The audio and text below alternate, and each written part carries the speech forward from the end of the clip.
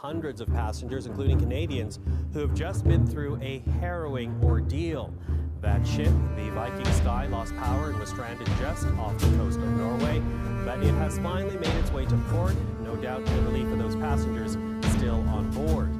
At this point, we can tell you at least 17 passengers suffered injuries after the vessel was tossed by powerful waves. Well, there were among hundreds more passengers who have been airlifted from the Viking Sky within the last day. Some 500 people were hoisted from the ship. The cruise line saying travel arrangements have been made for those brought to shore, the first of whom are leaving today. But for those who are still on board, here is where they are arriving from the place where the ship stalled off the western coast of Norway.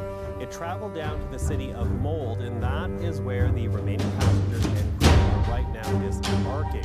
How far in did that happen? Because to my understanding, you were watching a movie on the ship when you lost power, made your way to another part of the cruise ship itself, and at what point did you say that the light jackets were being passed out? Was that right away when you realized your other passengers were gathering, or was that a little bit later on?